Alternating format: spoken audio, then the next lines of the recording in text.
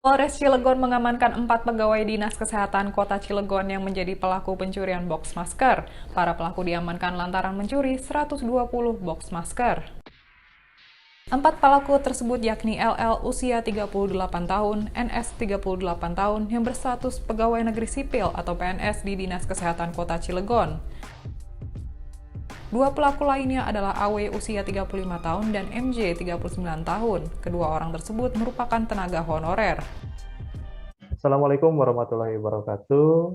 Waalaikumsalam Waalaikumsalam warahmatullahi warahmatullahi wabarakatuh. wabarakatuh. Bertemu dengan kami, anggota dari kelompok 1B dari peserta pelatihan dasar CPNS di lingkungan Kabupaten Bogor tahun 2021 yang mengikuti pelatihan yang diselenggarakan oleh BPSDM Jawa Barat. Pada kesempatan ini kita mendapatkan tugas diskusi ya. Kita diskusi aja bersama semuanya. Perkenalkan sebelumnya, nama saya Adi Reza Ridwan Fauzi.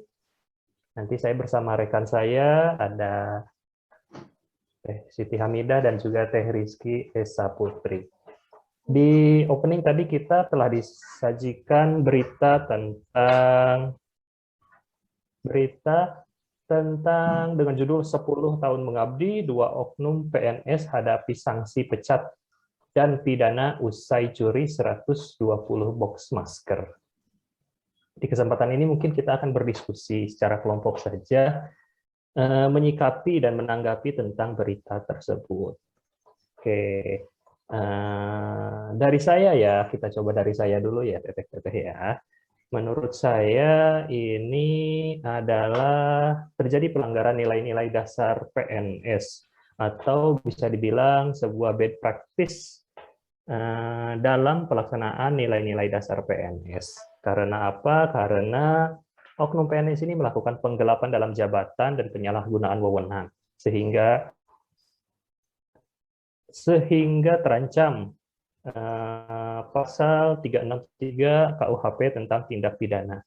Terus juga mereka telah melakukan pelanggaran Undang-Undang Nomor 5 Tahun 2014, Pasal 87 Ayat 4 tentang ASN, terus juga PP Nomor 11 Tahun 2017 tentang manajemen PNS, dan PP Nomor 53 Tahun 2010 tentang disiplin PNS.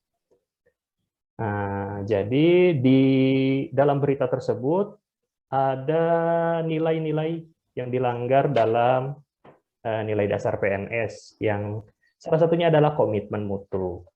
Perlu kita ketahui bersama bahwa ketika seseorang memutuskan untuk menjadi PNS, untuk menjadi pelayan masyarakat, maka di sana kita harus tahu dengan namanya komitmen untuk memberikan pelayanan terbaik sesuai dengan tupoksi kita. Apa yang kita jual atau jasa apa yang kita berikan, apakah itu baik atau buruk, cerminan hasil kerja kita itu akan dinilai sebagai mutu. Maka sudah sepatutnya seorang PNS itu harus mengedepankan pelayanan yang baik agar dapat dipercaya oleh masyarakat. Kasus tersebut menunjukkan dengan dilakukannya penyelewengan atau pencurian masker ini menandakan bahwa oknum PNS tersebut tidak memiliki mutu yang baik karena melanggar nilai dasar orientasi mutu, diantaranya tentang pelayanan dan kepercayaan. Lalu, kenapa sih hal ini bisa terjadi? Kalau menurut saya mungkin ada beberapa hal yang mungkin menyebabkan hal ini terjadi. Yang pertama ya dari diri pribadi oknum tersebut, tidak adanya komitmen yang baik gitu ya. Yang kedua tentu adanya celah atau kesempatan bagi mereka untuk berbuat curang. Seperti diketahui di dalam berita itu kan disebutkan bahwa mereka memang bekerja di bagian gudang Dinkes, di mana itu akan memudahkan aksi mereka, dan ini akan terjadi di masa pandemi. Mungkin mereka melihat keuntungan di depan mata yang mereka harapkan. Selanjutnya mungkin adalah tentang karena kita tidak tahu kontrol mutu yang ada di dalam instansi itu tersendiri ya. Mungkin harusnya memang ada evaluasi agar setiap pekerja atau PNS itu mendapatkan motivasi kembali untuk menjadi abdi negeri gitu. Mungkin ada masukan tanggapan dari teteh-teteh sekalian, mangga teteh. Ya, kan kalau menurut saya sih selain dari nilai dari komitmen mutu ya, ada juga nilai-nilai dasar PNS yang lainnya yang memang mereka ini langgar. Ya. Selain itu juga mereka sudah melanggar nilai dari anti korupsi ya. Itu kan merupakan salah satu perbuatan korupsi ya yang memang tidak semestinya untuk dilakukan karena sangat merugikan bangsa dan negara. Itu sih sepertinya tambahannya dari saya. Mungkin ada solusi-solusi dari TSA. Oke, saya setuju banget sih sama yang dibilang sama Kang Adi Reza, sama Teh Siti Hamidah. Memang iya ya banyak nilai-nilai yang dilanggar dari kasus ini. Selain dari komitmen mutu, juga ada nilai akuntabilitasnya, sama nilai anti korupsinya juga iya. Menurut saya sih korupsi ini kan terjadi nggak mungkin begitu aja, tentunya ada kesempatan ya. Ada beberapa aspek gitu. Menurut teori juga aspek yang menyebabkan korupsi itu ada dari sisi manusianya, ada dari sisi instansinya, ada dari sisi lingkungannya juga. Menurut saya sih ada sedikit saran saya ya, tanggapan saya terhadap kasus ini sih menurut saya yang diubah itu dari mindset-nya dulu deh, mindset manusianya dulu aja yang dirubah. Karena sebagai PNS itu tuh bukan penguasa publik ya, PNS itu kan pelayan publik. Kita diberi amanah untuk mengelola yang harusnya diberikan ke masyarakat, jangan sampai dihianati gitu amanatnya. Kita harus benar-benar bertanggung jawab atas amanat yang dikasihkan ke, apalagi sebagai PNS gitu ya, harus bertanggung jawab gitu atas apa yang diamanatkan kepada PNS ini. Terus yang kedua itu dari sisi lingkungannya, ibaratkan gitu kita sebagai orang biasa gitu, misalkan bukan PNS, dari kita sendiri juga harus jangan memaklumi yang namanya korupsi. Mau sekecil apapun, korupsi itu pokoknya jangan dimaklumi. Soalnya korupsi yang besar itu mulainya dari yang kecil. Mungkin petugas yang korupsi itu, yang mencuri itu tadi, awalnya mungkin hanya 1, 2 per orang gitu, dikali 4 orang, berkali-kali, dan akhirnya jadi banyak gitu kan. Jadi mulai dari sekarang kita tuh jangan memaklumi yang namanya korupsi. Sekecil apapun pokoknya jangan dimaklumi. Terus yang ketiga, dari sisi institusinya juga, harusnya sih dengan adanya kasus ini, sebagai penerapan dari nilai komitmen mutu, harusnya ada perbaikan ya ke depannya. Gimana caranya biar nggak terjadi lagi kasus seperti ini. Contohnya itu bisa diperbaiki dari sistem kinerjanya dulu.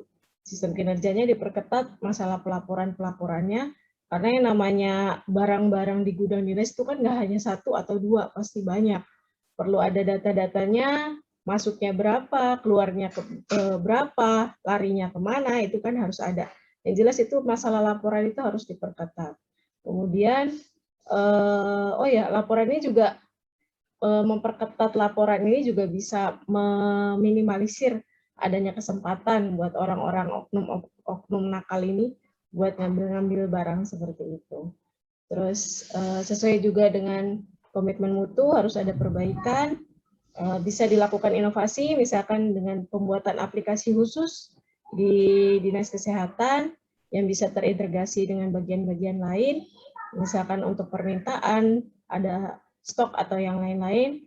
Kalau dengan adanya bantuan aplikasi ini pasti kan akan jelas barang itu yang datang berapa, keluar berapa, untuk siapa dan kemana, itu pasti jelas, jadi pelaporannya juga jelas, transparansinya ada, terus untuk bukti tanggung jawab kepada masyarakat pun ada. Menurut saya sih gitu aja ya. Gimana Kang Adi Reza? Oh, betul. Saya setuju semua. Teh Siti Hamidah, Teh Rizky Esa, terima kasih banyak. Ya. Ya, sama-sama. Oke, harapannya sih kita sebagai calon ya, mungkin masih calon pegawai negeri sipil, kita dapat menerapkan nilai-nilai dasar PNS ini diaplikasikan dengan baik sehingga menjadi contoh bagi yang lain dan juga bagi masyarakat. Yang utama sih masyarakat mendapatkan pelayanan yang prima, puas dengan pelayanan PNS, dan dipercaya penuh oleh masyarakat. Setuju. Yep. Oke, mungkin itu saja yang bisa kita diskusikan sore ini. Mudah-mudahan di lain kesempatan kita dapat berdiskusi lebih banyak lagi, bersharing untuk tukar pikiran, menambah pengetahuan, menjaga silaturahmi. Baik, terima kasih. Terima kasih banyak untuk Teh Siti Hamidah, Teh Rizky Esa untuk waktunya. Juga terima kasih banyak kepada penguji kita, bukan penguji, mentor kita yang telah memberikan banyak ilmunya kepada kita. Oke, saya tutup saja ya. Wabillahi taufiq wal hidayah. Assalamualaikum warahmatullahi wabarakatuh. Waalaikumsalam warahmatullahi wabarakatuh. Warahmatullahi wabarakatuh.